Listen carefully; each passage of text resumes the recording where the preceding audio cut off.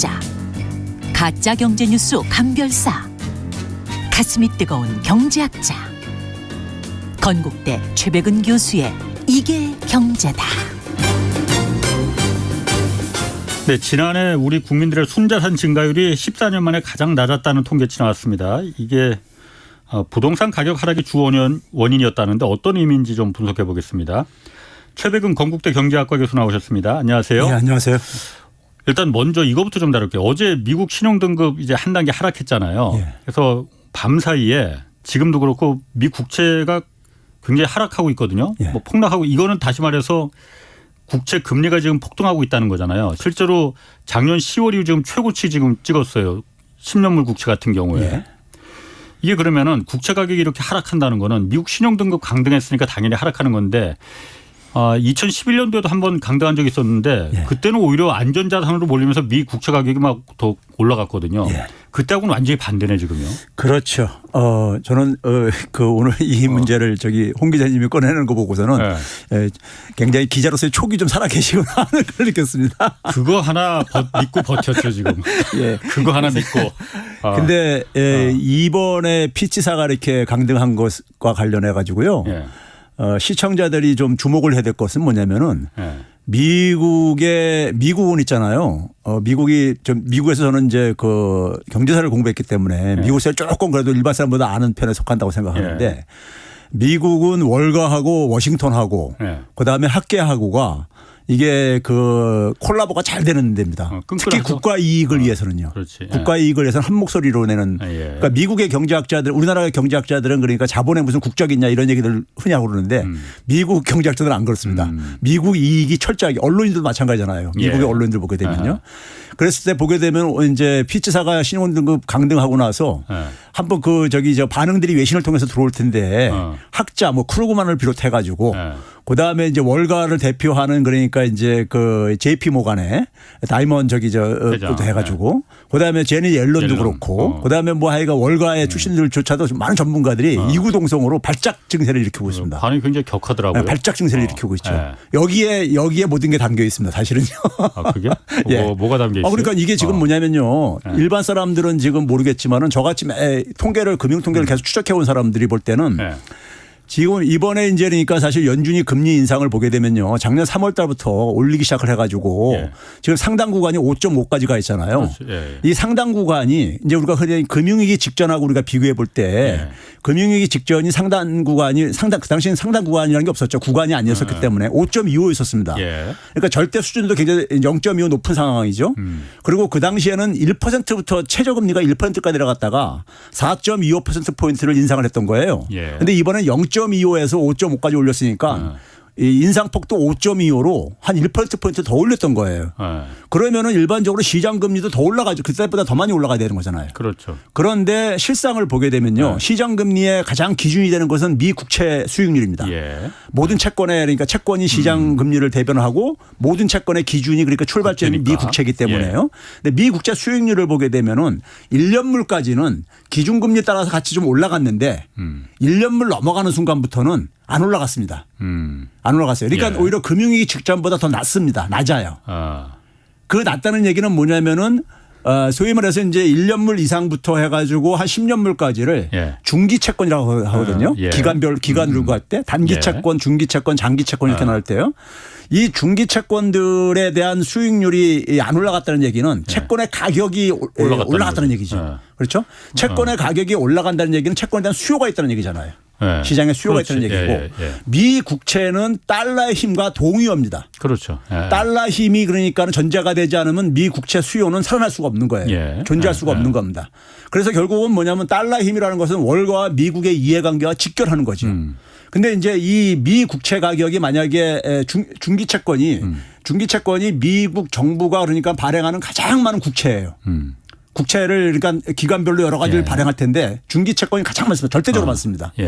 그러면 이 중기 채권에 대한 그러니까 수요가 있다는 얘기잖아요. 그러니까요. 수익률이 그러니까 안 올라갔다는 얘기는요. 사는 사람이 많다는 거죠. 그렇죠. 그거를 그러니까 방어해 왔던 거예요. 미국의 신용등급이 떨어졌다는데도 그때는 많이 샀어요. 국채를. 그러니까 지금도 이번에도 금리를 그렇게 빠른 속도로 올렸음에도 불구하고 중기 채권들의 수익률은 안 올라갔어요. 예, 그만큼 많이 안 올라갔어요. 안 올라갔다는 얘기는 그러니까 미 국채에 대한 수요가 여전히 그랬고 그다음에 중기 채권이 아까 얘기했듯이 시장에서 가장 많이 사용하는 사실 그러니까 금리들입니다. 고키 구간이 그러니까요. 시장 금리를 그러니까요. 그러니까는 사실상 긴축을 한다고 했지만은 시장에 그러니까 큰 충격은 사실 그러니까는 그렇게 크게 주지 않은 거예요. 오히려 금융위 직전에 비해서요. 그러면 이제 이걸로 가지고 이제 그러니까 미국은 그러니까는 이건 이번에 금융 불안정을 피한 거예요. 지금까지 피해온 겁니다. 그런데 피치사에서 아픈 부분을 건드린 거죠. 피치가 니네들 그러니까는 이 그 국채에 대한 지금 그 이 미국 정부의 정치권의 행태를 보니까는 도대체 이거 신뢰가 안 간다. 이제 이렇게 간 거니까요. 피치사가 봤을 때 그렇죠. 신용평가사가 봤을 때 실제로 그렇잖아요. 정치권들이 맨날 보게 되면은 그 시한 되게 되면 맨날 서로가 줄다리기 하면서 맨날 이런 이걸 되풀이해 왔잖아요. 그러니까 그래서 이번에 이제 거버넌스 문제를 이제 그 한 거예요. 거버넌스를요. 그러니까 이제 그런 점에서 너희들 못 믿겠다. 그리고 이제 실제로 보게 되면요. 미 국채에 대한 이자 부담이 미국 정부의 이자 부담이 급증하고 있습니다. 그렇죠. 지금 뭐 급증하고 있어요. 미국 국방비의 2배가 넘는다고 그러던데 한 해 지금 그러니까 이자가. 상반기가 6월 달까지가 집계가 돼 있는데 이자 부담이 6월 달까지요. 올해 상반기가 작년 상반기에 비해서 한 310억 달러 정도 이자만 증가했어요. 이자 비용만 증가한 게요. 그러니까 상당히 이제 이자 부담이 빠르게 증가를 하고 있는데 여기다가 그러니까 이게 채권의 수익률이 올라가게 되면은 더 이제 부담이 될 수밖에 없는 거잖아요. 더 많이 내야 되는 거죠. 문제는 뭐냐면은 작년에 아까 이제 홍 기자님이 10월 달에 국채 파동이 있었잖아요. 그렇지. 국채 파동이요. 그 당시 이제 4.25%까지 올라갔었습니다. 10년물 기준으로요. 그런데 이번에 지금 문제는 오늘 보니까 하이킥처럼 4.16을 넘어서고 있더라고요. 하여튼 그러니까 빠르게 올라가고 있죠. 굉장히 빠르게 지붕 뚫고 하이킥처럼 올라가고 있는데 그러니까 이게 이제 국채 가격이 폭락하는 거잖아요. 그렇죠. 그러니까 올해 2월 말 3월 초에도 그러니까 국채 가격이 4%를 뚫으면서 그러면서 은행위기가 터졌던 거예요. 작년 같은 경우는 국채 유동성 파동이 터졌죠.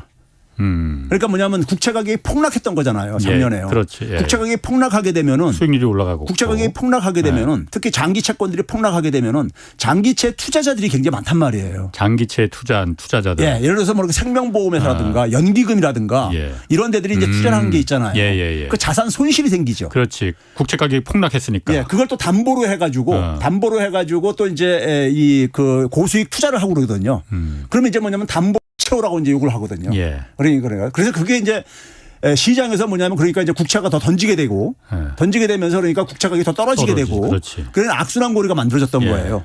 그게 이제 전주 증상이 나타났던 것이 영국의 국채가 먼저 터졌었죠. 그랬지 먼저. 그리고 나서 10월 중순에 이제 미국 국채가 10월 초순에 이제 연이어서 터졌었죠. 그러니까 국채 유동성 파동의 기본적인 게 뭐냐면은 미 국채가 그러니까는 인기 없는 상품이 돼버린 거예요. 그 당시에요. 그러니까 국채 가격이 폭락한 거잖아요. 그러니까 유동성 문제가 터진다는 얘기는 굉장히 중요한 의미입니다. 미 국채는 교과서에서 가장 안전자산의 대명사로 되어 있습니다. 그렇죠. 안전자산이라는 건 뭐냐면 언제든지 현금화할 수 있는 자산을 의미하는 것이고 그다음에 손실을 그러니까 피할 수 있는 자산을 얘기를 하는 겁니다. 그런데 가격이 폭락했으니까는 손실도 많이 받고 그다음에 가격이 폭락하니까 사람들이 안 살려고 그래. 그러니까 이게 현금화가 안 되죠. 이런 문제가 터졌던 거예요. 작년 10월 달에요. 그리고 나서 이게 좀 이제 가라앉았죠. 가라앉았었는데 지금 이번에 그러니까 10월 달 지금 수준을 지금 거의 지금 근접해 가면서 지금 이렇게 치고 올라가고 있는 거예요. 그러니까 미국에서 볼 때는 월가에서 봤을 때는 3월 달 정도 올라갔을 때는 연준이 그러니까 소위 말해서 돈 풀어 가지고 미 국채를 그러니까 액면 가격으로 담보로 해서 돈 빌려주겠다. 이런 식으로 이제 그걸 수습했는데 사실 뭐 말도 안 되는 거였지만 어쨌든 돈으로 막았어 그냥. 수습했는데 이번에는 뭐냐면은 작년 10월과 같은 상황이 지금 배포될 가능성이 있는 거예요. 지금 상황이 국채 가격이 폭락을 하면서 그렇지. 폭락하면서 국채 잔뜩 갖고 있는 기관 투자자나 뭐 은행이나 이게 있을 테니까. 더군다나 이게 뭐냐면 중기 장기 채권들이 가장 많이들 갖고 있거든요. 그러니까 이걸 갖고 있는 사람들이 엄청난 손실을 볼 수밖에 없거든요. 사실 지금도 뭐냐면 미 국채 발행한 액면 가격 대비 시장 가격이 더 내려가 있습니다. 그래서 손실을 좀 많이 여전히 아직도 회복이 안 돼 있어요. 근데 이게 작년 10월 달에 그러니까 이게 가장 최대치까지 벌어졌었죠. 그래가지고 그게 이제 국채 파동으로 이제 일어났던 건데 이게 지금 그러니까 다시 재현될 가능성이 있는 것이고 그게 끔찍한 거죠. 그럼 은행이나 금융기관들 몇 개 망할 수도 있겠네 그러면요. 이거는 그러니까는 그 광범위한 이게 사태를 일으킬 수 있죠. 여러분 이게 담보물로서도 많이 응용을 하거든요. 담보물로도. 미 국채는 그러니까 최고의 담보물이거든요.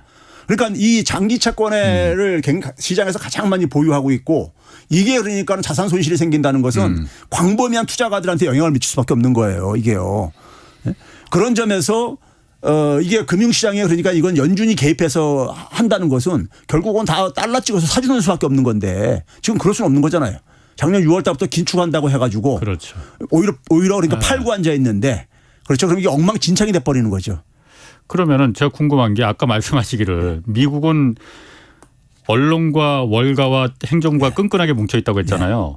피치는 어쨌든 신용평가사잖아요. 끈끈하게 뭉쳐 있는데 왜 얘는 갑자기 신용등급을 그럼 이 중요한 시기에 하락을 시켜버린 거예요? 제가 볼 때는요. 제가 볼 때는 우리 금융위기 이후에요. 신용평가사들이 엄청난 그러니까는 이 손해배상 손실도 있고 그랬었습니다. 제 역할을 못했다고? 저기 일종의 사기 짓을 같이 했었으니까는. 그리고 지금 뭐냐면요.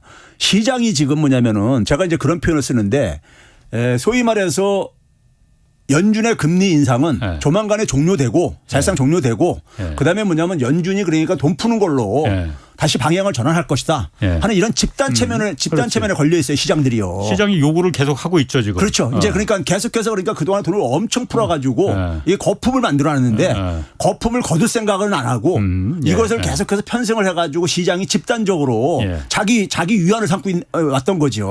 근데 이게 사실은 정상이 아닌 거죠. 그렇지. 실체를 들여다보면 이게 부채 모래성이거든요. 근데 이거를 그러니까는 여기에 그러니까 뭐냐면 피치가 볼 때는 지금 뭐 보니까 수치상으로 지금 미국 정부가 지금 국채를 엄청 쏟아내고 앉아 있거든요. 쏟아내고 있는데 이게 지금 그러니까 정상이 아니라는 거죠 지금요. 볼 때. 그러니까 여기서 이제 누가 먼저 발 빼냐. 여기에 제가 볼 때 이제 불을 당긴 게 피치인 거죠. 피치가 소송 당할까 봐. 아니 뭐 그런 걸 등등 해가지고. 그럴 수도 있어요. 아니 그러면은 아까 말씀하신 대로 기자의 촉이 있다고 하셨잖아요. 저보고. 제 촉을 한 번만 더 좀 발휘를 해볼게요. 2011년 그 미국의 신용등급이 강등됐을 때하고 지금은 차이점이 그때도 부채한도 협상이 오바마 행정부가 끝까지 이틀 전에 타결되고 막 그랬잖아요. 타결되기 전에 그러니까 미국의 신용등급이 강등됐거든요. 맞습니다. 지금은 타결 이미 끝났잖아. 박수치고 악수하고 만세했잖아요.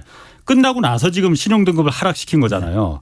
그때하고 다른 거는 그때는 미국 국채를 어쨌든 간에 발행하면은 팔 때가 많았잖아요. 그렇죠. 중국도 사주고 일본도 사주고 한국도 좀 사주고 지금은 팔 데가 없잖아요. 발행을 해도. 그러니까는 이거 국채를 발행해도 지금 팔 데가 없네. 이래서 피치도 신용등급을 강등시키고 그래서 지금도 국채 가격이 가장 안전자산이니까 오히려 올라가야 되는데 가치가 그때도 올라갔어요 실제로 2011년은. 지금은 그런데 팔 데가 없으니 그러니까 폭락하는 거 아니에요. 그러니까 수급 구조가 그 당시만 하더라도 안정적이었죠. 수요가 탄탄했었죠. 연준도 그러니까 그 당시에 양적 완화가 안 끝났을 때였고요. 이렇게 양적 완화라는 게 돈 찍어가지고 그 매입하는데 주로 국채를 많이 매입을 했으니까요. 그리고 중국도 그 당시에는 그러니까 한참 사주기 시작한 때였었어요. 그런 상황 속에서 소위 말해서 그다음에 미 국채 사이가 좋았으니까 미 국채 발행량이 지금보다 훨씬 더 적기도 했었고 그러니까 수급 구조가 그 당시에는 그래도 안정적이었죠. 그러니까 미국의 힘이 그러니까 아직까지 남아 있을 텐데 그러고 나서 10년이 지난 지금에 와서는 그때보다도 더 많이 엄청나게 지금 발행한 거 아니에요. 팬데믹 상황 속에서도요. 그러니까 이게 이제 그러니까 사실은 너무 미국이 남용을 한 거죠. 달러 힘을 남용을 해가지고 했는데 근데 사실은 2021년도부터 중국이 발을 빼기 시작하고 있거든요. 그리고 연준을 거기다가 뭐냐면은 2020년 6월 달부터 긴축한다고 또 처리하고 앉아 있고. 연준이 사주지도 못하고 미국 거기다가 뭐냐면 미 국채 가격이 1985년 이후에 처음으로 시장 가치가 액면 가격 밑으로 떨어지면서 시장에 그러니까 플레이어들 기관 투자가들 이런 사람들이 미 국채를 또 안 사줘요. 자기들이 손실 볼까 봐. 그래서 이 부분을 안정시키려면 결국은 뭐냐면 이 중장기 채권들의 수익률이 안 올라가줘야 되는데 안 올라가지는 그걸 막았던 거예요. 그리고 집단 체면으로 그러니까 결국은 연준이 돈을 풀지 않겠느냐 이런 식으로요. 그랬는데 이게 지금 피치사가 뒤통수한테 친 거죠 지금요. 칠 수밖에 없는 게 한계 상황에 다 나왔으니까. 사실은 그런데 그걸 전부 다 쉬쉬하면서 그냥 그러니까는 이게 이번에도 그냥 굴러가자 이런 분위기가 집단적으로 지금 그러니까 자기 체면들을 걸어왔었던 거죠. 그럼 이번에 그 신용등급 강등시킨 게 그게 크게 뭐 금융시장에 영향 안 줄 거다 뭐 이런 기사들 많이 나오는데 최 교수님 생각에는 이게 지난번 SVB 실리콘뱅크나 뭐 퍼스트 리퍼블릭 은행들 망한 것처럼 이게 또다시 불씨를 댕길 가능성이 있다는 거네요. 그렇죠. 지금 이거 끌려고 지금 엄청들 지금 막 이제 쏟아내고 있잖아요. 미국 경제 지금 탄탄하기 때문에. 그래서 격하게 반응하는 그렇죠. 거다. 다시 그렇다고 올릴 수는 없는 이게 거예요. 발작 증세거든요. 그러니까 뭐냐면 시장에 지금 불이 붙으니까는 그걸 끌려고. 지금 겨우겨우 진정시키려고. 막고 있는데 분위기 모르고 피치 너는 왜 그 지금. 그렇죠. 그러니까 굉장히 그러니까 신경질적인 반응을 보이는 게 바로 그겁니다. 그러니까요. 그런 의미가 있다. 그러면 이게 이제 뭐냐면 시장의 투자자들은 굉장히 돈에 민감한 투자자들은 이거 뭔가 이게 이상하게 돌아가고 앉아 있는 것 같다. 이런 느낌이 이제 오는 거죠. 서늘한 느낌들이 오는 거죠. 그러게. 그럼 앞으로 은행들의 어떤 미국 금융기관들의 지금 실제로 그러니까 장기 국채 금리는 좀 막 폭등하고 있으니까 이게 어떤 영향을 미칠지 또 우리한테는 어떤 영향으로 올지 이거 그러니까 이게 단순한 은행 문제가 아니라요. 은행 문제는 사실 그러니까 우리가 뭐냐면 자금이 인출되면서 소위 말해서 그걸로 막을 수 있는 자기들 보유 자산의 가치가 떨어져 가지고 그래서 이제 생긴 건데 이번에 이거는 뭐냐면 은행뿐만 아니라 은행들이 그러니까 보유하고 있는 국채 가치 하락은 연준이 메꿔주기로 했어요. 그러니까 지난번 3월 달 조치로요.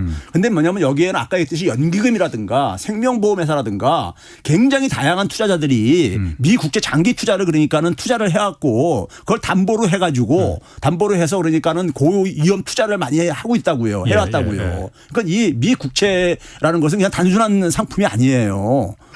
단순한 상품이 아니라는 점에서 이게 그러니까는 은행만의 문제가 아닌 겁니다. 그래서 작년 10월 달에 그러니까 국채 유동성 파동이 우리가 그거를 다시 연상을 할 필요가 있는 거예요. 그러니까 옐런 장관이나 이 사람들이 격하게 반응하는 이유가 좀 오버하는 게 이유가 있었군요. 짜증이 나는 거죠. 지금까지 지금 우리가 무난하게 더군다나 선거도 이제 대선도 이제 얼마 안 남겨두고 있는데 겨우 틀어막고 있는 중인데 피치가 갑자기 튀어나와서 옐런이 7월 초에 방중을 한 이유가요. 뭐겠습니까요? 옐런이 기본적으로 그렇죠. 본인 입으로 말하진 않았으니까. 않죠. 그걸 얘기는 안 하죠. 근데 이제 뭐냐면 끝나고 나서 뭐라고 얘기했냐면 기자회견하면서 아무것도 나온 건 없는데 뭐라고 했냐면 방중이 굉장히 성공적이었다. 이런 신호를 메시지를 시장에다 보냈어요. 그러고 나서 다시 수익률이 떨어졌습니다. 또요.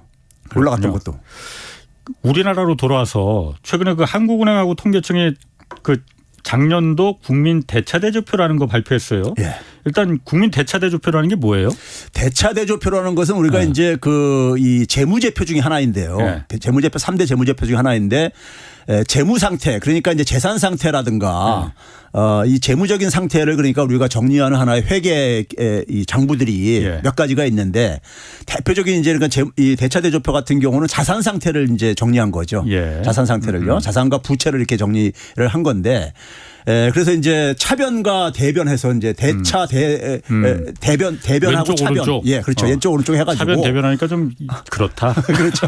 왼변 오른변. 왼변 오른변 해가지고 그쪽에다가 이제 왼쪽에다 자산을 정리하고 오른쪽에다가 이제 부채와 자본을 정리를 하는 건데 이거를 이제 그러니까 기업들도 하지만은 뭐 개인들도 하죠. 개인들도 다 이제 할 수 있죠. 그러니까 대차대조표는 사실은 영어 표현이 사실은 더 이제 실감이 되는데요. 밸런스 시트입니다. 쉬시라는 게 그냥 종이 페이퍼를 얘기하는 것이니까 균형을 맞춘 거죠. 그러니까요. 자산이라는 것은 커다랗게 부채화하고 자기 자본으로 구성되지니까요. 이거를 뭐냐면 한 국가적인 차원 속에서 이제 그러니까 정리를 하는 거예요.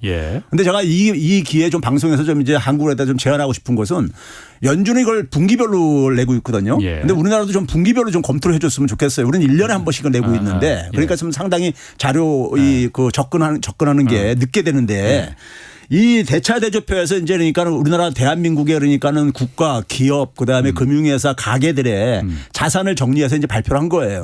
자산을. 근데 하나 이제 주목할 만한 것은 뭐냐면 지난해 처음으로 뭐냐면은 다른 부문들은 다들 이제 그러니까 그래도 여전히 순자산이 증가를 했는데 이 와중에도 가게만 순자산이 318조 원이 줄어들었습니다. 가게 자산이? 가게 순자산이요. 순자산이요. 총자산이 아니라 순자산이요. 318조 원이 줄어들었어요. 작년 1년 사이에. 이게 처음 있는 일입니다. 그래요? 근데 이제 내려가서? 근데 이게 이제 뭐냐면은 기업들 같은 경우는 그 2배인 한 600조 이상이 증가했어요. 증가하고 뭐 국가 전체적으로 그렇고 금융에서도 증가하고 다 증가했는데 가게만 줄어들었어요. 가계만 줄어들었는데 예. 가계의 자산의 핵심적인 게 이제 부동산 자산이잖아요. 그렇죠. 대부분 다 거기 묶여 예, 있어요. 부동산 자산인데 예. 부동산 자산을 보게 되면 가계의 부동산 자산을 보게 되면은 예. 이게 한 310조가 줄어들었어요. 319조 정확하게 하면 309조가 줄어들었어요. 예. 가계 부동산 자산만요. 예. 그러니까 이제 이 309조가 줄어드는데 특히 뭐냐면은 가계도 마찬가지로 주거용 부동산이 있고 주택 자산 주택이 있죠. 그다음에 상가 같은 것들도 있을 수가 있습니까? 예. 그다음에 예. 토지도 있잖아요. 그런데 주택 부분이 그러니까는 주택 부분이 상가는 안 줄어드는데 주택 부분의 자산이 그러니까 줄어들었어요. 집값 내려갔으니까 당연히 줄어들었을 것 그런데 같은데. 이게 처음이라니까요. 아. 외환위기 때도 안 줄어들었었어요. 그래요? 왜 그러냐면요. 이게요. 이게 왜 그러냐면 집이 1년 사이에 많은 집을 짓잖아요. 예. 그러니까 절대적인 양이 그러니까 증가했기 때문에 네. 웬만하면 다 증가를 합니다. 가격이 떨어지더라도. 떨어지더라도 공급되는 양이 그래서 많았으니까. 총량은 그러니까 예. 증가할 수가 있는 거니까요. 예. 그러니까 떨어진다는 이게 가격이 떨어진다는 이 가치가 떨어진다는 것은 가벼운 일이 아닌 겁니다. 그렇죠? 1년 동안 많이 주택 짓잖아요. 예. 주택 분양하고요. 했기 때문에 총량이 줄어들긴 쉽지가 않아요. 그래서 외환위기나 금융위기 때도 안 줄어들었었어요. 주택 이 자산 예. 자산량은 총량이기 때문에. 어. 예? 근데 이번에 그러니까 이게 줄어들었다는 얘기입니다. 한 310조 정도가 그러니까 부동산 자산에서요. 그럼 가계. 집값이 워낙 많이 떨어져서 그런 거예요? 아니면 공급량이 좀 부족해서 그런 거예요? 이게 이제 그러니까는 토지 자산도 많이 떨어졌어요. 토지는 그러니까 양이 일정하니까는 그렇지. 일정하니까 떨어지는 게 그러니까 이해가 갈 수 있어요. 예. 그런데 만약 주택 자산도 한 75조 정도가 줄어들었어요. 예. 주택 자산도 주거용 주택 자산도 예. 가계. 예. 그러니까 이 얘기는 뭐냐면 결국 총량이 증가했는데도 떨어졌다는 얘기는 가격이 많이 떨어졌다는 얘기죠. 공급량도 하여튼 그렇게 많이 빠지진 않았었는데도 불구하고 그러니까 네. 그 자산이 줄었다는 거는 그만큼 집값이 확 빠졌다 이거죠. 그렇죠. 근데 이게 이제 그러니까 우리가 처음 있는 현상이라는 거죠. 예. 처음 있는 현상이라는 점에서 이게 우리가 좀 주목을 해야 되는 것인데. 예. 그런데 이제 문제는 뭐냐면은 그동안에 우리가 이제 뭘 상식적으로 많이들 얘기해왔지만은 우리나라 주로 이제 가계의 소득 증가보다도 자산 증가 속도가 훨씬 빨라왔단 말이에요. 예. 빨라왔는데 지금 사실은 이번에 주택 가격의 하락을 좀 이렇게 추적을 해보면 있잖아요. 예. 저는 이게 2021년 말 이후부터 이제 꺾이기 시작하는데 증가율이 꺾이기 시작하고 작년 그러니까 한 6월경부터 이제 그러니까 마이너스권으로 떨어지기 시작하는데 예. 이게 부동산 자료를 봤을 때요. 그러는데 문제는 뭐냐면은 이 그 주택 가격의 그 하락 이전에 어떤 예. 신호가 먼저 왔냐면요. 가구의 그러니까는 가처분 소득, 가계의 가처분 소득이 실질 가처분 소득이 2021년부터 줄어들었습니다. 마이너스 기록했어요. 그래서 이 인플레가 워낙 물가 상승률이 심하고 그런 거. 아니 그것도 처음 있는 일이라니까요. 아. 그것도 처음 있는 일이에요. 예. 그러니까 왜 그러냐면은 그 가계도 계속 늘어나잖아요. 예. 가계도. 가구 수도 계속 늘어나잖아요. 예. 그다음에 이게 총액을 얘기합니다. 가계 소득에 그러니까 총액을 소득 얘기하는 자체가 거예요. 줄어들었다는 거예요? 예, 그 총액이요. 그러니까 예. 평균 가구당 소득이 아니라 우리나라 가계의 전체. 가처분 소득이 예. 실질 가처분 소득이 2021년도 줄어들었어요. 그러니까 지금 뭐냐면 소득이 줄어들기 시작한 게 먼저 진행이 되고 그다음에 자산이 줄어든 거예요. 예. 자산이. 소득하고 자산이 줄어들면 가계에 남는 게 뭐가 있습니까? 예? 그렇죠? 그러면 이게 이제 그러니까 이게 그러니까 그래서 이게 빚밖에 없지. 그러니까 빚을 줄어주는 건 아니잖아요. 근데 예? 그러니까 이게 가계는 그러니까 경제적으로 경제 심리적으로 굉장히 그러니까는 우울해질 수밖에 없는 거죠. 예. 침체에 올 수밖에 없는 거죠. 예. 그 작년에 그러니까 가계에 어떤 이 후퇴라는 것은 자연스러운 결과물이었다. 예. 소득이 하락하고 자산 가치가 하락하는 상황 속에서 가계는 굉장히 우울할 수밖에 없는 거죠. 예. 근데 이 현상을 제가 이제 그래서 그동안에 전문가들이 이걸 비교를 안 해봤는데 90년대 초부터 이제 그러니까 일본에서 부동산 거품이 꺼지기 시작하잖아요. 예. 90년 3분기에 그러니까는 주택 가격 상승률이 정점을 찍고 나서 떨어지기 시작합니다. 일본이요, 그러니까요. 예. 근데 그거를 이제 그 당시하고 우리 지금 이제 그러니까 하고 20년 말부터 해가지고 이렇게 비교를 해보게 되면요. 보게 되면 거의 같이 움직입니다. 지금요. 그런 비유는 많이들 하시더라고요. 아니 근데 이거 실질적으로 수치성으로 그러니까 이거를 제가 이게 화면이 있으면 좀 보여드리겠는데 이게 거의 같이 움직여요. 아주 너무 소름 끼칠 정도로요. 예. 그 당시하고요. 그리고 그것만이 가는 게 아니라 아까 제가 했듯이 소득하고 자산이 줄어들다 보니까는 어떤 현상이 일어나냐면 가계 소비에 타격을 입힐 게 아닙니까? 그렇죠? 쓸 돈이 없으니까. 그래서 가계들의 이 소매 판매 증가율을 이렇게 보게 되면은 이것도 같이 움직여요. 그것도 줄어들더라 이거죠. 예. 그리고 생산량도 생산액도 마찬가지고 예. 생산액도요. 예, 같이 움직여요. 예. 그러니까 성장률도 같이 움직이고 예. 이거예요. 예. 뭐 소비하고 생산이 양대 축이니까 사실은 중요한 축이니까 예. 수출만 좀 틀려요. 수출만 좀 틀려요. 수출은 일본은 한 90대 90한 4, 5년까지는 증가가 유지가 됐었거든요. 우리는 지금 줄어들고 있죠. 예, 예. 이게 좀 차이이고 예. 그러니까 내수 부분은 그러니까 거의 비슷하게 움직이고 앉아 있다 이겁니다. 그래서 이게 결국은 뭐냐면은 가계가 그러니까는 사실 이렇게 반응하는 이유가 제가 볼 때는 합리적이라는 얘기죠. 근데 여기서 이제 뭐냐면 차이가 뭐냐면 정부가 지금 그러니까는 그 갖고 있는 재정 철학 잘못된 재정 철학으로 인해 가지고 2분기에 성장률에서 0.5%포인트를 끌어내렸잖아요. 정부가요. 오히려요. 아, 정부 재정 지출을 줄여서. 그렇죠. 예. 줄여가지고. 성장해서 그러니까 오히려 까먹었죠. 그러니까. 0.5%포인트로 오히려 끌어내렸죠. 예. 그러니까 민간 부분이 줄어든 상황 속에서 정부가 오히려 되게 메꾸는 게 일반적인데 오히려 더 앞장서서 끌어내려 버렸죠. 그게 이제 일본하고 또 차이입니다. 차이예요. 그때는 일본은 정부가 재정을 그래도 많이 좀 풀었었나 보죠. 예. 그러니까 그 당시하고 이제 공통점이 있고 차이점도 있고 그러는데 공통점은 뭐냐면은 지금 우리가 이제 금융적으로 대안하는 거라든가 그다음에 부동산 시장 규제 완화 이런 것들은 비슷하게 대응을 합니다. 그 당시 일본하고. 그래서 일본도 그러니까는 부동산 시장 거품이 꺼지고 있는데도 불구하고 한동안은 그러니까 가계부채가 증가를 합니다. 지금 우리하고 똑같네. 그러니까요. 똑같아요. 그럼 그 당시 일본도 부동산 거품이 막 꺼지려고 하니까 규제 다 풀고 막 이랬어요? 그렇죠. 가격이 대출도 막 규제. 아니 거기다 뭐냐면 기업들한테 막 금융 지원을 해줬죠. 지원을 해줘가지고 결국은 뭐냐면 좀비 기업을 양산을 하죠. 좀비 기업을 양산하고 그래가지고 일본에 그러니까 좀비 기업이 만들어지게 되면요 생산성을 깎아먹습니다. 좀비 기업이라는 게 수익 이게 영업이익이 1도 안 나오는 거. 이게 이자도 못 내는 거. 그렇죠. 생명이 별로 없는 게 이제 가고 평균을 깎아먹으니까. 성장률이 둔화되죠. 생산성이 떨어지니까 경제 전체적으로요. 그래서 그게 잃어버린 적어온 건데 그 당시에 일본 정부는 뭐냐면 이제 재정을 투입을 해가지고 부동산 경기에다가 그냥 거기도 올인을 하죠. 일본의 국채의 대부분이 사실 뭐냐면 건설 국채였었어요. 일본도 보게 되면 자민당이 토목 건설 업체들하고 굉장히 유착 관계가 있다고 우리가 얘기를 하잖아요. 뭐 쓸데없는 다리 도로 놓고. 그렇죠. 그게 유명했었죠. 그래가지고 그런 식으로 융단폭격가 퍼붓고 그다음에 이제 금리도 그러니까 이제 98년도에는 거의 제로 금리가 내리고 2001년도에는 양적 완화까지 시작합니다. 미국보다 원래 선배입니다. 원조입니다. 그런데도 불구하고 금융 완화하는데도 불구하고 가격은 계속 2011년까지 계속 떨어지죠. 부동산 가격이. 부동산 가격, 주택 가격은 계속 떨어졌었죠. 그러니까 이 주택 가격이 떨어지게 되면서 마이너스로 구간 들어갔는데도 불구하고 가계부채는 한동안은 그러니까 증가를 했었어요. 왜 그러냐면 가게들도 80년대 그러니까 이 부동산이 막 좋았을 때 그 경험과 추억들이 있을 게 아닙니까? 그래서 이게 그러니까 이렇게 장기적으로도 이게 하락할 줄 몰랐지. 그러니까 이제 뛰어든 거죠. 빚내서 더 샀고. 지금 우리 사회에서도 지금 그런 분들이 있잖아요, 사실은요.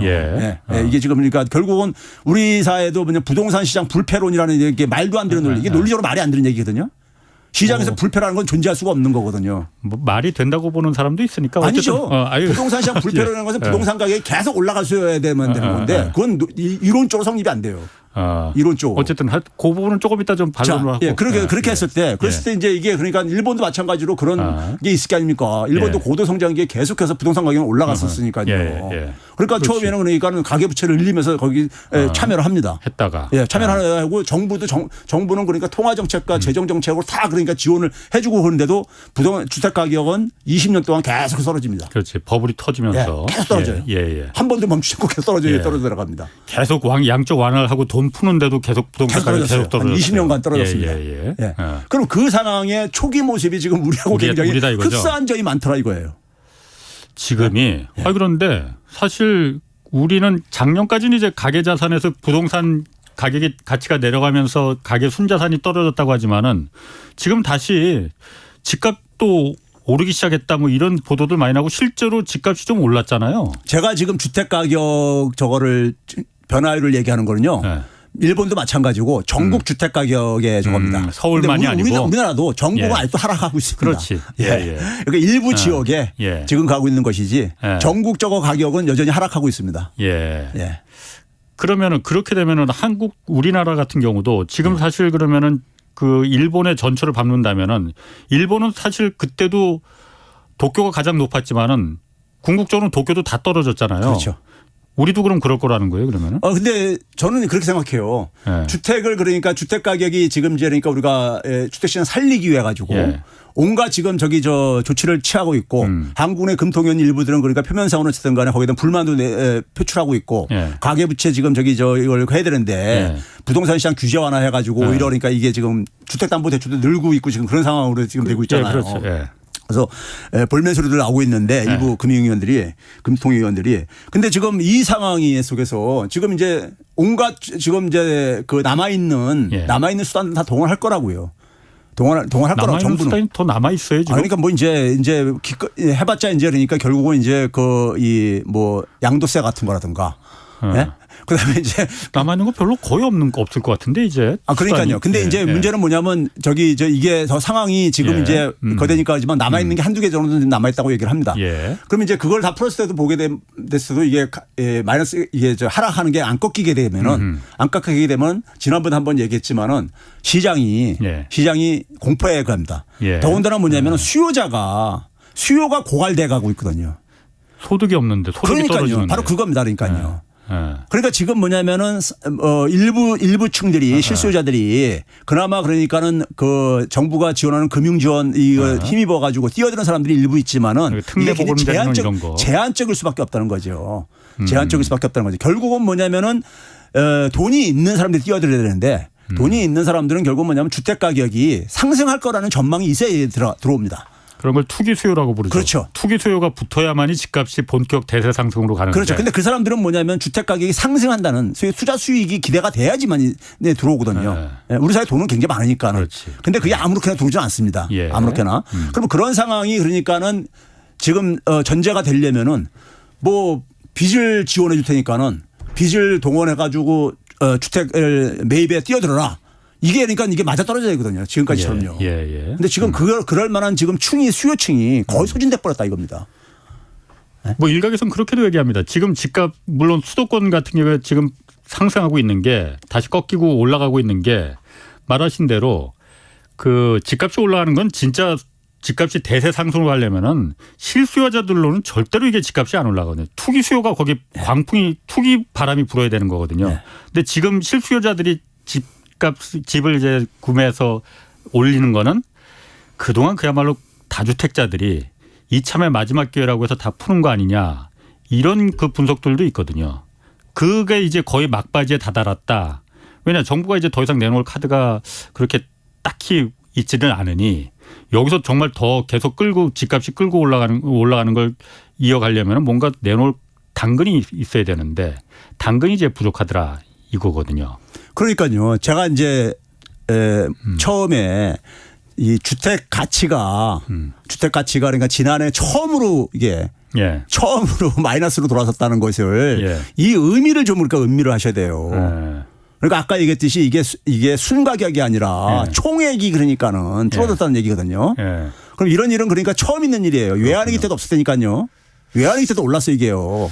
그러면 이제 그런 상황 속에서 아무리 돈이 있는 투기 세력들이라도 사람들이 돈에 대해서는 굉장히 민감하다. 그 위험을 그러니까는 자기가 끌어올리고 자기가 이제 북치고 이제 그래가지고 끌어올리는 것이 뭔가 그러니까 이게 근거가 있어야지 이게 그걸 하지. 이게 저거나 집단적으로 움직이게 되거든요. 집단적으로. 근데 그럴 만한 지금 그러니까는 이 상황이 아니란 얘기죠. 여러분 주택 가격에 지금 그러니까 근본적인 대세 전환이 안 일으키고 있거든요. 지금요.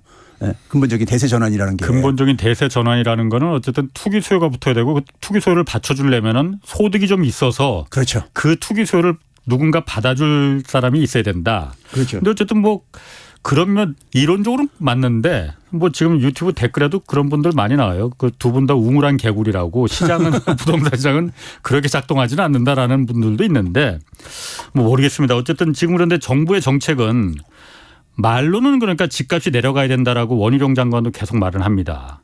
그리고 이창용 한은 총재도 지금 가계부채 100% 넘는 거 이거 매우 위험하다. 80%까지 줄여야 된다라고 말은 그렇게 하는데 정부가 내놓는 정책들은 하나같이 전부 다 집값을 끌어올리고 가계부채를 늘리는 방향으로 있잖아요. 그러면은 저는 사실 이해는 가거든요. 이해가 가는 게 지금 집값이 말 그대로 경착륙을 해버리면은 분양이 안 되는 거 더 안 될 테고 그럼 건설사들 즉 거기 또 건설사들뿐만이 아니고 거기 물려는 증권사 캐피탈 은행들까지는 뭐 괜찮다 하더라도 금융기관들 다 작살나고 이러면 정말 헬이다 지옥이다. 그러니 이거는 어떻게든 다시 한번 투기 광풍이 한번 불 때까지 혹시 아니야 미국의 금리 갑자기 확 내릴지 그때까지 어떻게든 버텨야 된다. 그런 면에서 정책을 그 결정하는 입장에서는 그럴 수도 있겠구나라는 이해도 좀 가긴 가거든요. 그거는 그 정책 당국자뿐만 아니라요. 예. 우리나라 국민들의 상당수가 사실은 그러니까 부동산 투기에 대해서 부정적으로 다들 평가들을 하면서도 많은 사람들은요. 이 소위 말해서 이 부채 모래성이 무너지는 것에 대해서 사실 그러니까는 그 이 소위 말해서 주택 소유하고 있는 분들은 복잡한 감정들을 갖고 있죠. 물론 그렇죠. 왜 그러냐면은 지금 뭐 소득이 그러니까는 소득과 일자리가 제대로 보장이 안 되는 상황 속에서 유일하게 기댈 때가 지금 이거거든요. 부동산 자산이거든요. 그러니까는 이게 그러니까 떨어지지 않기를 바라는 이 심리가 집단적인 심리가 그러니까 굉장히 형성돼 있고 지난 그러니까 한 30년 이상 동안에 30년 이상 동안에 이게 지금 이게 굴러온 거다 보니까는 여기에 굉장히 많은 그러니까는 경제적인 이권들이 그러니까 소위 말하는 진짜 부동산 카르텔이 형성돼 있어요. 부동산 카르텔이. 그러니까 아까 홍 기자님이 얘기했듯이 이게 그러니까 무너지게 되면 엄청난 충격이 올 수밖에 없는 거죠. 그런데 이건 어떻게 보면 우리가 자초한 거예요. 자초한 거예요. 그렇죠. 자초한 거예요. 계속해서 눈덩이로 굴려온 거 아닙니까? 눈덩이로 굴려왔는데 이게 그러니까는 제가 아까 모두에 얘기하는 게 뭐냐면 처음으로 이게 수십조가 그러니까 어쨌든 가치가 하락을 했다 이겁니다. 주택 가치가. 주택 가치가요. 그게 이제 시작이라 이거죠. 그렇죠. 일본처럼 가는 걸 막을 수 없다. 그렇죠. 아니 그러니까 그러면 금리 인하로 바뀌게 되면 살아날 것이다 한다면 일본이 왜 안 살아났습니까? 그럼 왜 안 살아났어요? 그러니까 그 주택 가격이 하락하는 상황 속에서 일본도 그 당시부터 뭐냐면 소위 말해서 이제 그러니까는 실물 경제도 굉장히 어려워집니다. 일본의 경쟁력이 산업 경쟁력이 이루어지기 시작한 게 90년대거든요. 잃기 시작한 게요. 그래서 90년대 말에 그러니까 산업 구조 조정을 하고 그럽니다. 끝내는 그러니까 잃어버린 10년 보내고 나서요. 그러면 이제 그런 상황에서 그러니까 결국은 뭐냐면은 그 당시 일본이 우리보다 훨씬 더도 산업에 그러니까는 이 산업은 기반은 건강했었죠. 오히려 더요. 일본은 사이즈가 크니까요. 근데 지금 우리는 굉장히 지금 산업도 굉장히 위기 상황으로 내몰리고 있거든요. 그렇지. 산업마저도 일본하고 더 안 좋은 게 산업마저도 우리는 수출도 안 되고 지금 7월 달에요. 7월 달 무역 실적이 나왔잖아요. 7월 달에 수출액이 2018년보다 더 적습니다. 2018년보다? 뭐 반도체도 반도체 빼고 해도 그래 그거 빼고 반도체 빼고 14개 품목을 해더라도 마찬가지로 하고 특히 이것을 주도하고 있는 게 우리나라는 옆에 나라는 대만하고 차이가 대기업 중심이잖아요. 수출의 역군이 대기업이잖아요. 우리는 그렇죠. 그런데 대기업이 수출 감소가 주도를 하고 있습니다. 중소기업 중견기업이 아니라. 이거 뭐 발표가 된 거니까 통계가 쉽게들 다 찾을 수 있으니까 한번 봐보세요. 대기업의 그러니까 수출 감소가 2018년 이전 수준으로 돌아갔어요. 그렇죠. 하긴 저는 삼성전자나 SK하이닉스가 적자나고 이런 거 처음 보는 것 같아. 그러니까 이게 반도체만이 아니라니까요. 우리나라 지금 보게 되면 그동안에 유일하게 했던 게 자동차하고 2차 전지였는데 2차 전지는 그러니까 소위 말해 이 미래 성장 산업인데 이게 수출에서 차지하는 규모는 크지 않습니다. 1.7% 정도뿐이 안 돼요. 7월 기준으로. 근데 7월 달부터 이것도 그러니까 마이너스로 돌아섰습니다. 마이너스로요. 그러니까 자동차만 지금 그러니까 유일하게 지금 가고 있는 거예요. 그러니까 나머지 그러니까 우리나라의 주력 산업들이 제조업들인데 제조업들이 그러니까 이게 대기업들의 주력 사업들입니다. 그러니까 대기업들이 타격을 지금 입고 있는 거예요. 대기업들이요. 우리나라는 대기업 중심의 경제 구조잖아요. 그렇죠. 그런데 대기업의 그러니까는 이 수출액이 2018년 이전으로 돌아갔다니까요. 지금요. 그러니까 일본이 과거에 이 상황에 한국이 지금 초입 상황에서 선택을 그럼 금리를 확 내려서 제로 금리로 내리고 거기서 그 부동산도 살리고 기업들도 투자를 늘리고 이러려고 했는데 그게 안 먹혔더라 결과적으로. 그게 왜 그러겠습니까? 이게 예를 들어서 뭐냐면 돈을 싸게 빌려가지고 자산에 투자했을 때 거기서 수익이 기대돼야지만 하는 거거든요. 그래서 초창기에는 가계부채가 증가했다 했잖아요. 증가했는데 별로 큰 효과가 없다는 걸 보고서는 그다음부터 가계부채도 줄어들기 시작합니다. 곧 이제 우리도 그러면 그 전철을 밟을 가능성이 크다라고 보면 된다. 지금 왜 그러냐면은 지금 예를 들어서 그러니까 과거처럼 빚내 가지고 집을 샀을 때 2018년 19년 이후처럼 이렇게 막 집값이 올라간다는 것이 한다면 하죠. 누구나가 다 뛰어들죠. 그래서 저도 예전에도 한번 최 교수님하고 말했었지만은 저금리는 선이고 고금리는 악이다. 이 패러다임부터 좀 바꿔야 될 것 같아요. 지금은 고금리를 차라리 계속 유지해서 노동소득이 더 그야말로 부를 늘릴 수 있는 수단이 되는 그 사회가 돼야만이 되는 거지. 저금리로 해서 은행에서 이지머니로 싼 값에 돈 빌려서 부동산 투자하고 뭐 코인에 투자하고 주식에 투자해서 자산 소득이 증가하는 그 사회가 되는 거는 이참에 좀 바꿨으면 좋겠다라는 생각이 좀 들더라고요. 우리 그건 뭐 굉장히 아주 바람직하고 원칙적인 얘기인데다가요. 우리가 지난번에 한번 한국처럼 그러니까 선진 국가 중에서 가계부채가 GDP 대비 100% 넘는 나라로 호주나 캐나다를 얘기했는데요. 이들 나라하고 우리하고 또 하나 차이가 뭐냐면요. 가계부채 증가율은 우리가 좀 높은데 소득 증가율은 우리가 이들 나라보다 낮아요. 명목소득 증가율은. 그러니까 우리가 굉장히 취약한 거예요. 여러 가지로요. 한 가지 더 중요한 얘기 있어갖고 그거는 뭐 거기까지 저도 그거 아는 얘기니까 거기까지 하시고 한국은행이 최근에 나 이거 좀 궁금하더라고요. 갑자기 금융기관들 위기 상황 닥치면 그러니까 미국이 기준금리 올렸을 그날이에요. 이거 발표했거든. 은행권하고 비은행권 다 해서 190조 원을 긴급 자금 대출해 주겠다. 그러니까 뱅크런 사태 같은 거 막자는 취지라는데 이게 일상적인 그냥 뭐 예방 차원의 조치인지 아니면 뭔가 좀 뭐 있어서 그런 거야 이건지 어떤 겁니까? 그러니까 소위 말해서 이제 대출제도 개선을 이제 그랬죠. 지난 한국은행이 27일 날 지난주 27일 날 그러니까 목요일 날 소위 말해서 비상 거시 경제 금융회의라는 게 있죠. 거기 이제 뭐 관련 단체 기재부 이제 장관부터 해가지고 안보에서 하는데 그게 아침에 열리고 나서 금통위는 이제 사전에 미리 소집을 한 것 같아요. 미리 다 그러니까 그래서 바로 돌아가가지고 은행회관에서 열렸기 때문에 바로 이제 한국은행 옆에 있으니까는 가가지고 이제 금통위원회 열려가지고 대출제도 개선을 발표를 한 거예요. 지금 홍 기자님이 얘기하는 겁니다. 근데 이 대출제도 개선이 처음이 아니에요. 작년 11월 달에도 했었습니다. 1차 있었어요.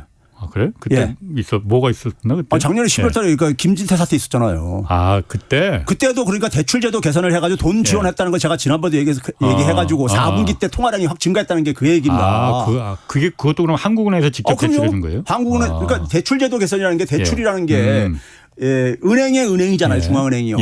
근데 그냥 대출해 주는 게 아니라 담보를 잡고 대출해 주거든요. 물론이지. 근데 담보물이 굉장히 엄격하게 제한돼 있어요.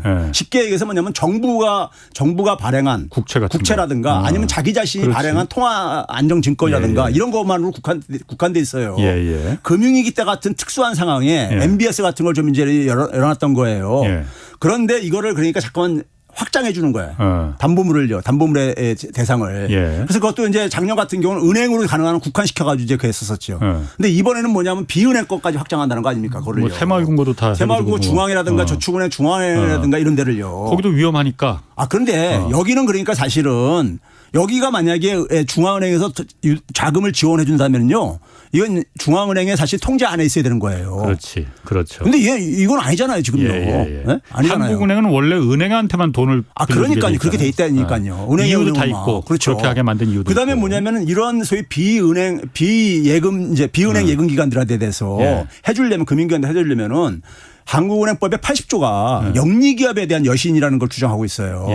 그런데 이 영리기업에 대한 여신을 할 수 있는 상황이 내용이 보게 되면요. 약간 추상적인 것도 있지만은 거의가 시스템 리스크. 그러니까 금융 시스템이 붕괴되는 이런 상황. 그러니까 우리가 금융위기 때 같은 상황에서 그러니까 이게 동원할 수 있는 저거예요. 긴급할 때. 그렇죠. 그런데 지금 그러니까 우리가 새마을금고라든가 일부 새마을금고들 그다음에 일부 저축은행들이 소위 말해서 위험성이 높은 PF 사업에다가 이게 투자했다가 이게 고수익 저거 아닙니까? 고수익 사업에다가 자금을 지원했다가 그걸로 가지고 그러니까 문제가 없을 때는 굉장히 고수익 잔치를 누렸던 거 아닙니까? 살이 돼서 돌아왔죠 지금. 근데 이제 그게 이제 그러니까 그거에 이제 고위험성이 있는 게 지금 이제 드러나는 거 아니에요. 근데 그러면 그런 데들이 그러니까 지금 뭐냐면 뭐 전체적으로 다 지금 문제가 있는 건지 아니면 일부가 그렇다면은 일부가 더군다나 그쪽은 계속해서 그동안 얘기했던 게 뭐냐면 중앙에서 충분한 자금을 확보하고 있다. 이런 얘기도 계속 했었잖아요. 새마을금고 중앙회가 자체적으로 충분히 자금 갖고 있다고. 그래 왔는데 거기다가 돈을 지원해 주겠다는 것은 그러면 한국은행은 적어도 뭘 얘기를 해야 되냐면요. 지금 거기 안 지원해 주게 되면은 대한민국 금융 시스템이 그러니까 셧다운 된다. 이걸 얘기를 해줘야 돼. 설명을 해줘야 되는 겁니다. 그렇지 않으면은 저는 한국은행법 80조에 저는 걸린다고 생각해요. 지금 그럼 한국의 금융기관들이 그런 상태라는 거예요? 아니 비은행권이나 뭐 이런 데들이? 아니 제가 볼 때는 이게 그러니까 그런 상황은 아니라고 생각해요. 그러니까 미국만 하더라도 그리고 그러면서 이제 뭐냐면 SVB 사태를 그러니까는 실리콘밸리 은행 금융통화위원들이 그러니까 거론을 했어요. 그런데 실리콘밸리 은행 같은 경우는 터지고 나서 연준이 조치한 거는요. 연준이 조치한 건 뭐냐면은 은행들이 그 동안에 담보로 자꾸 대출받았던 것들, 그 국채라든가 MBS 같은 경우 정보보증개발행안 이것들에 대한 것을 액면 가치로 담보 가치로 받아주고 기간을 좀 연장해주겠다. 이거였었어요. 그러니까 실제 가치가 아니고 액면가로 말도 안 되는 거지만 담보물을 확장은 전혀 안 했어요. 더군다나 이건 은행이죠. 상업은행이잖아요. 상업은행이니까 연준이 갈 수가 있는 거죠. 그런데 지금 이거는 지금 뭐냐면 비은행이잖아요. 지금요. 비은행이고 그리고 나머지 미국도 상업은행, 지역 상업은행 같은 경우는 부실화된 것들은 통폐합시켰어요. 원래가 그렇게 하고요. 망하게 놔두고 시스템 리스크가 아닌 이상에는. 그게 원칙인 거거든요. 그럼 한국은행이 지금 비은행권 뭐 보험회사 새마을금고까지 다 이렇게 해준다는 건 왜 그러는 거예요, 그러면? 그러니까 이게 그러니까는 이 금융시장에 아주 작게 해석한다면은 금융시장이 불안정해지는 거를 원치 않는 거고, 원치 않는 거고 만약에 극단적으로 얘기한다면 이거 지원 안 해주게 되면은 대한민국 지금 그러니까 금융 위기가 올 수가 있다. 이거죠. 뭐 크게 보면은요. 지금 현재 그 위기에 징후가 있는 건 아니고. 그렇죠.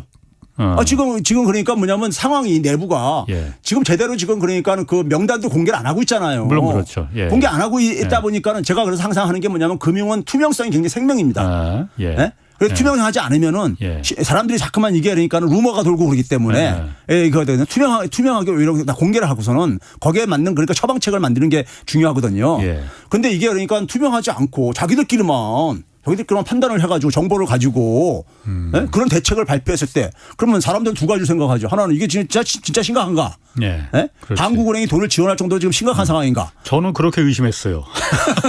그렇다면 대한민국 지금 금이 큰일인 거죠. 더군다나 지금 대외적으로도 지금 그러니까 지금 뭐 미국에 지금 이런 상황이 지금 몰려오고 있는 상황이고. 아니 그러면은 시간도 없는데 그러면 그런 비은행권들까지 한국은행이 위험 있을 때 우리가 돈 무제한으로 지원해 주겠다 몇 백조 막 이렇게 하면은 거기서 뭐 앞으로 부동산 PF나 이런 거 위험 수익 같은 거 뒤에 한국은행 있으니까 우리 할래 이렇게 달려들겠네. 그러니까 말이죠. 그러니까 영리기업에 대해서는 굉장히 아주 제한적으로 가기 때문이니까요. 지원을요. 그러게. 그러니까 금융 시스템이 셧다운될 정도의 상황이 아니면은 지원 못하게 됐단 말이에요. 거기까지 하셔야겠어 오늘. 도덕적 얘기가 생기죠. 바로. 최백운 건국대 교수였습니다. 고맙습니다. 네, 감사합니다.